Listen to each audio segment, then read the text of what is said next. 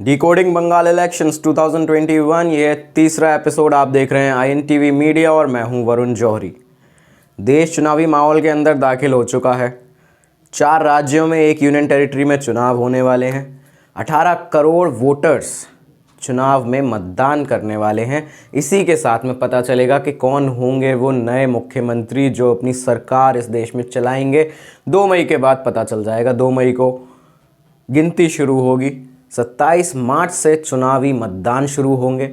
इसी के साथ में असम, तमिलनाडु, केरला, पुडुचेरी और वेस्ट बंगाल जो सबसे बड़ा चुनाव इस बार देखने को मिलेगा आपको, इन सभी जगह पे, इन सभी राज्यों में मतदान होने वाले हैं, इलेक्शंस होने वाले हैं। असम में 3 फेज़ में इलेक्शन है। 27 मार्च से शुरू होगा। 1 अप्रैल और 6 अप्रैल को मतदान होंगे 3 फेज़ में। पुडुचेरी, तमिलनाडु और केरला में 1 फेज़ के अंदर मतदान होने वाला है 6 अप्रैल को। बंगाल का चुनाव 8 फेज़ में होने वाला है। और जैसे ये अनाउंसमेंट हुआ कि बंगाल का चुनाव 8 फेज़ में किया जाएगा, TMC और ममता बनर्जी ने आरोप लगाने शुरू कर दिए बीजेपी पर, नहीं इस बार इलेक्शन कमीशन पर, कि क्या इलेक्शन कमीशन मोदी और अमित शाह से सजेशन लेके अपना इलेक्शन प्लानिंग करती है, डेट डिसाइड करती है। तरह तरह के आरोप लगाए। इस बारे में हम बात करेंगे इस वीडियो में। आपको बता दूं कि 27 मार्च से लेके 29 अप्रैल तक बंगाल में चुनाव होंगे, मतदान होंगे।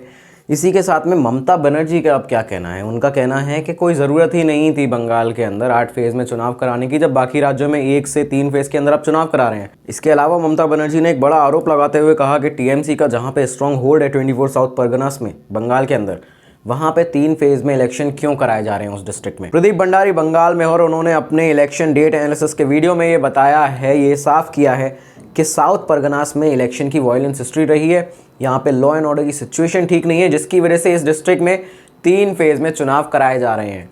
इसी के साथ उन्होंने दूसरा एक बहुत अच्छा पॉइंट ये बताया है कि ममता बनर्जी अगर चुनाव जीत रही हैं तो चुनाव फिर 8 फेज़ में हो, 6 फेज़ में हो, 7 फेज़ में हो, उन्हें फ़र्क नहीं पड़ना चाहिए।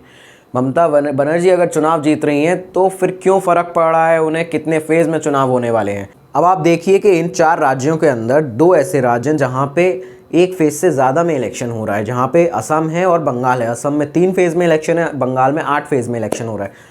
असम में सीट्स हैं 126, वहीं बंगाल में सीटें 294, जो कि असम की जस्ट मोर देन डबल है।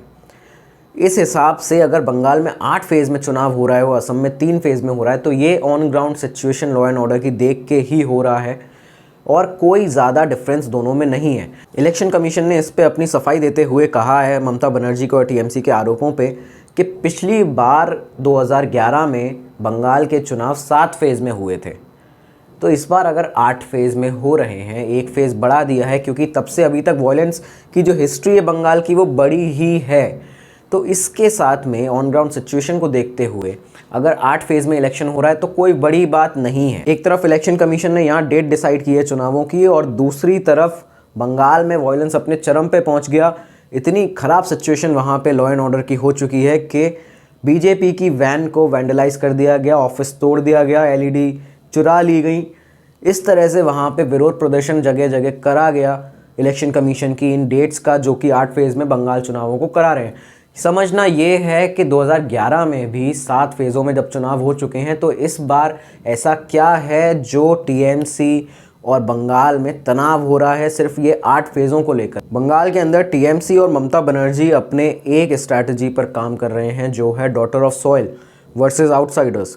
बंगाल की बेटी वर्सेस बाहरी लोग। बाहरी लोग का मतलब है बीजेपी ने वहाँ साफ कर दिया है कि बंगाल का मुख्यमंत्री अगर बीजेपी जीतती है तो बंगाली ही होगा। बीजेपी क्या कर रही है? बीजेपी अपने परिवर्तन यात्राएं निकाल रही है। उसका एक मेन एजेंडा चल रहा है परिवर्तन का, कि बंगाल की जो करंट सिचुएशन है, बीजेपी हाईलाइट कर रही है बंगाल के लॉ एंड ऑर्डर को, वहाँ की स्थिति को, कि यहाँ पे कितनी जर्जर हालत है, बेकार हालत है लॉ एंड ऑर्डर की। यहाँ पे वायलेंस ज़्यादा है, यहाँ पे सरकार के अंदर भ्रष्टाचार है, यहाँ पे डायमंड हार्बर में अभिषेक बनर्जी ने भ्रष्टाचार किया है, यहाँ पे सेंट्रल से जो भी पैसा आता है वो नहीं दिया जाता बंगाल के लोगों को, स्कीम्स यहाँ पे नहीं आ पाती हैं।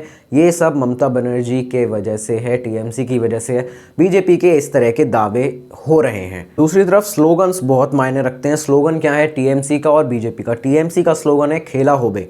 खेला होबे का मतलब होता है गेम ऑन, मतलब अब खेल शुरू हो चुका है। और यहीं पे बीजेपी का स्लोगन है परिवर्तन। परिवर्तन का मतलब है चेंज, जो कि उनका मेन स्ट्रैटेजी भी है कि वो बंगाल में चेंज लाना चाहते हैं।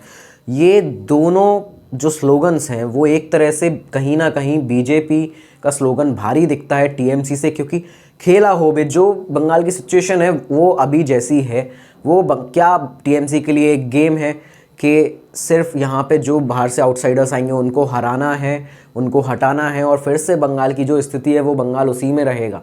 कहाँ बंगाल एक समय पे जो इतना बड़ा स्टेट होता था, आज उसका नाम कभी कभी सिर्फ टीएमसी और बीजेपी की फाइट में कोई कार्यकर्ता मर गया इसमें सामने आ पाता है। क्यों ऐसा हो चुका है? दूसरी तरफ जो बीजेपी का मेन पॉइंट ऑफ व्यू है और जो बीजेपी का स्लोगन है वो ये है कि परिवर्तन चाहिए, बंगाल में चेंज चाहिए, चेंज आएगा तब बंगाल तरक्की करेगा, बंगाल का सोनार बांग्ला बनाना चाहती है बीजेपी बंगाल को, ये बीजेपी का स्लोगन है। आपको याद होगा प्रशांत किशोर ने एक ट्वीट किया था जिसमें उन्होंने कहा था बीजेपी 100 का आंकड़ा भी पार नहीं कर पाएगी बंगाल चुनावों में, अगर कर लेती है तो मैं अपना स्पेस छोड़ दूंगा। उन्होंने फिर से एक और ट्वीट किया है कि मैं अपने पुराने वाले इस ट्वीट पर अभी भी कायम हूँ, खड़ा हूँ कि बंगाल में बीजेपी 100 का आंकड़ा पार नहीं कर पाएगी। ये बहुत बड़ी चुनौती है बीजेपी के लिए प्रशांत किशोर की तरफ से, क्योंकि बीजेपी एक तरफ इस स्थिति में दिख रही है कि बंगाल के अंदर बीजेपी पिछली बार से बहुत हद तक ज़्यादा अच्छी सीटें ला सकती है, बराबरी अभी भी टीएमसी से कहीं ना कहीं नीचे है। अब ये देखना होगा कि प्रशांत किशोर जिस तरह के दावे कर रहे हैं और जिस तरह की बीजेपी की तरफ से दावे आ रहे हैं और जो ऑन ग्राउंड सिचुएशन दिख रही है कि बीजेपी जो लोकसभा 2019 में उसने जहाँ जहाँ अपनी सीटें स्टेबल की थी, जीती थी, वहाँ पे बीजेपी का मेन फोकस है कि वो उन सीटों को कम से कम अपना सेट रखे, जीते वहाँ पे, और उसके अलावा शुवेंदु अधिकारी और बाकी जो टीएमसी के नेता बीजेपी में शामिल हुए उनकी सीटें, उनके गढ़ भी जीते। तो बीजेपी इन चीज़ों पे फोकस कर रही है। इसके अलावा जो परिवर्तन से परिवर्तन आएगा बंगाल में, ये भी देखने लायक होगा कितनी सीटें बीजेपी लाती है। आगे की सीरीज़ में हम बात करने वाले हैं नई पॉलिटिकल पार्टीज़ के बारे में, आईएसएफ इंडियन सेक्युलर फ्रंट के बारे में, कांग्रेस के बारे में, लेफ्ट के बारे में, इनके अलायंस के बारे में। देखते रहिए डिकोडिंग बंगाल इलेक्शंस 2021। मैं वरुण जौहरी, धन्यवाद।